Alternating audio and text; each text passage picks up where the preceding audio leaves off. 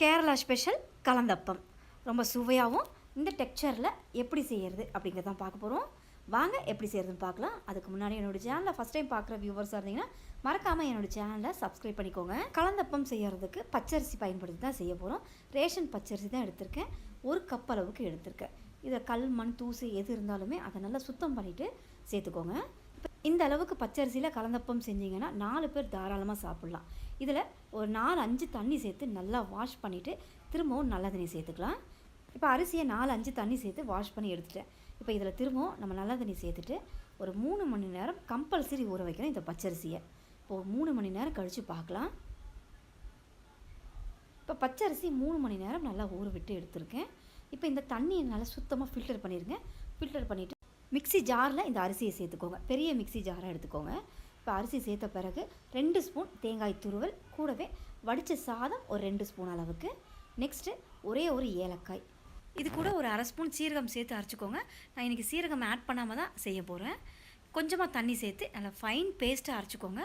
கொஞ்சம் கூட அந்த அரிசி தெரியவே கூடாது, ரொம்ப பேஸ்ட்டு மாதிரி அரைச்சிக்கணும் இந்த அளவுக்கு. நெக்ஸ்ட் இந்த மாவு கூட சேர்க்குறதுக்கு வெல்லத்தை கரைச்சி எடுக்கணும். நம்ம எந்த கப்பில் அரிசி எடுத்தோமோ அதே கப்பில் 3/4 கப் அளவுக்கு வெல்லம் சேர்த்துக்கோங்க. அந்த இனிப்பு சரியாக இருக்கும். இப்போ இந்த வெல்லத்தை ஒரு சாஸ் பேனில் சேர்த்துட்டு அதே கப்பில் 1/2 கப் அளவுக்கு தண்ணி ஆட் பண்ணிக்கோங்க. இப்போ இந்த வெல்லத்தை பாகப்பதெல்லாம் எதுவும் எடுக்க வேண்டியதில்லை, ஜஸ்ட்டு கரைச்சி விட்டால் மட்டும் போதும். இதில் இருக்கிற கல்மண் தூசை நம்ம வடிகட்டி எடுத்துக்கணும், அதுக்காக கரைச்சி எடுத்துக்கலாம். இப்போ இந்த வெல்லத்தை நல்லா கரைச்சி விட்டாச்சு. இப்போ இதை ஸ்டவ் ஆஃப் பண்ணிவிட்டு சூட்டோடையே அந்த மாவில் ஆட் பண்ணிக்கோங்க. வெல்லத்துக்கு பதில் நாட்டு சக்கரை அப்படி இல்லைனா பனை வெல்லம் கூட ஆட் பண்ணலாம், அதுவும் நல்லா டேஸ்ட்டாகவே இருக்கும். இப்போ இந்த மாவு கூட இந்த வெள்ளை கரைசலை நல்லா கரைச்சி விட்டுக்கோங்க. எல்லா இடத்துலையுமே நல்லா கலந்து வரணும். நல்லா கலந்து வந்ததும் இது கூட உப்பு ஒரு 1/4 ஸ்பூன் சேர்த்துக்கோங்க. அந்த இனிப்பு நல்லா தூக்கி கொடுக்கும். கூடவே இட்லி சோடா உப்பு ஒரு 1/4 ஸ்பூன் அளவுக்கு சேர்த்துக்கோங்க. இது கம்பல்சரி சேர்த்துக்கணும், அப்போ தான் உள்ளே அந்த லேயராக கிடைக்கும். கலந்தப்பத்துக்கு மாவு ரெடியாக இருக்குது. இந்த கன்சிஸ்டன்சியில் மாவு ரெடி பண்ணி வச்சுக்கணும். இப்போ நெக்ஸ்ட்டு ஒரு சின்ன குக்கர் எடுத்துக்கோங்க. 3 லிட்டர் குக்கர் நான் எடுத்துக்கிறேன். அதில் தான் இதை கலந்தப்பத்தை செய்ய போகிறோம். அதில் ஒரு 2 ஸ்பூன் நெய் விட்டுக்கோங்க. நெய் நல்லா உருகுனதும் குட்டி குட்டியாக ஸ்லைஸாக கட் பண்ண தேங்காய் ஒரு 2 பத்தை அளவுக்கு இதில் சேர்த்துக்கோங்க. இந்த நெய்யில் ஒரு மிதமான தீயில் வச்சு நல்லா கலந்து கொடுங்க. ஓரளவுக்கு செவந்து வரணும், ஃபுல்லாக செவக்கணும்னு அவசியம் இல்லை. இப்போ இந்த அளவுக்கு செவந்து வந்தால் போதும். இது கூட ஒரு 5-6 திராட்சை சேர்த்துக்கிறேன், உலர் திராட்சை. இதையுமே நல்லா பொசு பொசுன்னு எலும்பி வரும் பாருங்கள், அந்த மாதிரி நல்லா இந்த அளவுக்கு எலும்பி வரணும். இப்போ இது கூட நம்ம கலந்து வச்சு அந்த கலந்தப்பம் மாவை ஆட் பண்ணிக்கோங்க.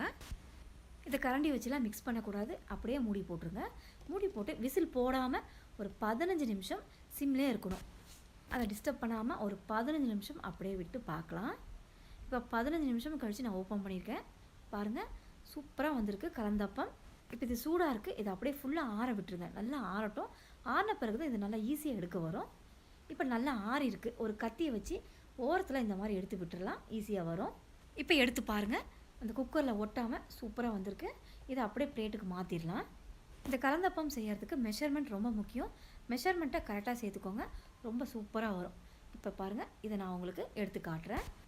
ஈவினிங் டைமில் டக்குன்னு ஒரு ஸ்நாக்ஸ் செய்யணும்னு நினச்சிங்கன்னா இந்த கலந்தப்பத்தை ட்ரை பண்ணி பாருங்கள். ரொம்ப டேஸ்ட்டாக இருக்கும், ஈஸியாகவும் செஞ்சு முடிச்சிடலாம். கண்டிப்பாக ட்ரை பண்ணி பாருங்கள். ட்ரை பண்ணி பார்த்துட்டு எப்படி இருக்குன்னு எனக்கு கமெண்ட் பண்ணுங்கள். வீடியோ பிடிச்சிருந்தால் மறக்காமல் சப்ஸ்கிரைப் பண்ணுங்கள். ரொம்ப பிடிச்சிருந்தால் லைக் ஷேர் பண்ணுங்கள். தேங்க்ஸ் ஃபார் வாட்சிங்.